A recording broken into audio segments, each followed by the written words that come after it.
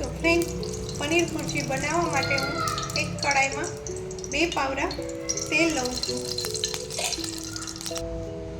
અને સાથે 1 ક્યુબ માખણ એડ કરું છું,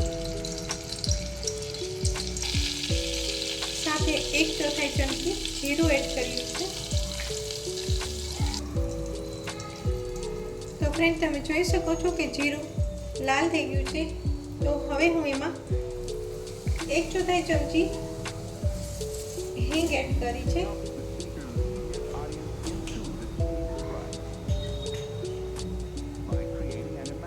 હવે સાથે હું આમાં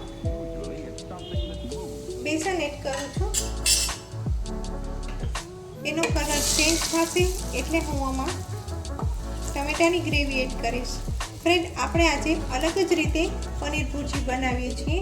તો હવે તમે જોઈ શકો છો કે બેસનનો કલર અલગ થઈ ગયો છે। તો હવે હું એમાં 1 વાટકો ભરીને ટમેટાની પ્યુરી એડ કરીશ।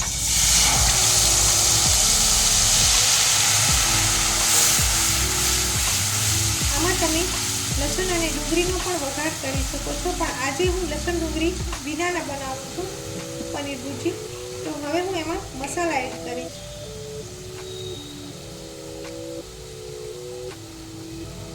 હળદર એડ કરીશ 1/4 ચમચી। ગેસની ફ્લેમ ધીમી કરી નાખી છે। 1 ચમચી ભરીને ધાણા જીરું પાવડર, અડધી ચમચી ગરમ મસાલો,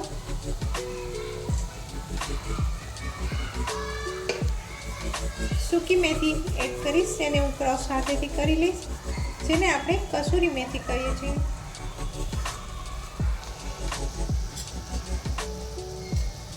સાથે આદુ મરચાં છે 1 ચમચી જેટલા, એ પણ એડ કરીશ। સાથે એવરેસ્ટનો ગરમ મસાલો છે એ પણ એડ કરું છું અને 1 ચમચી મરચું પાવડર। હવે આ બધી સામગ્રીને હું સરખી રીતે મિક્સ કરી લઈશ।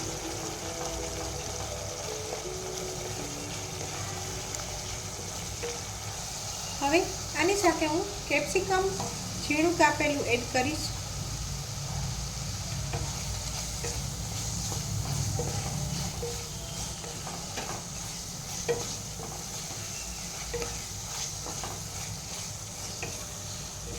ફ્રેન્ડ, તમે એકવાર આવી રીતે જરૂર બનાવજો પનીર ભુરજી, ખાવાની ખૂબ જ મજા આવશે।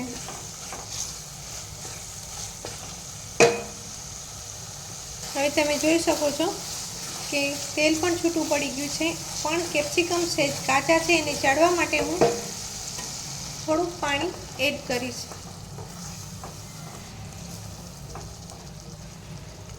તો હવે હું આને મીઠું નાખી અને ઢાંકીને થવા દઈશ। તો નમક નાખીશું સ્વાદ અનુસાર।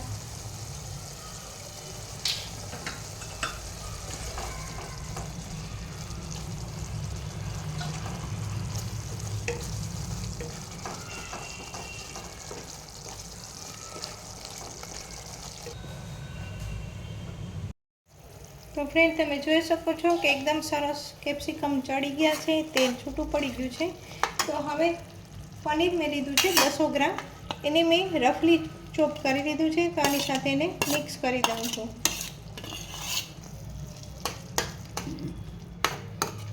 પનીરને તમે ખમણી પણ શકો છો, પીસ પણ કરી શકો છો, આવી રીતે રફલી ચોપ પણ પીસ કરી શકીશો। હવે હું આની સાથે ઘરની મલાઈ 2 ચમચી લીધી છે એ એડ કરું છું।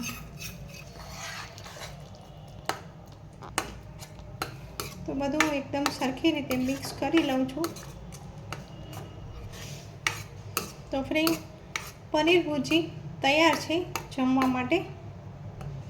તમે પણ એકવાર આવી રીતે બનાવજો અને તમારો અનુભવ મારી સાથે શેર કરજો।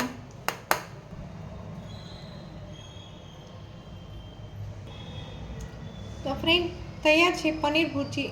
અત્યારે ગરમીમાં શાક અને બનાવવામાં કંટાળો આવતો હોય તો આવી રીતે જલ્દી બની જાય છે પનીર ભુરજી અને ખાવાની પણ મજા આવે છે. આને તમે નાન સાથે, પાઉં સાથે અને પરોઠા સાથે પણ ખાઈ શકો છો.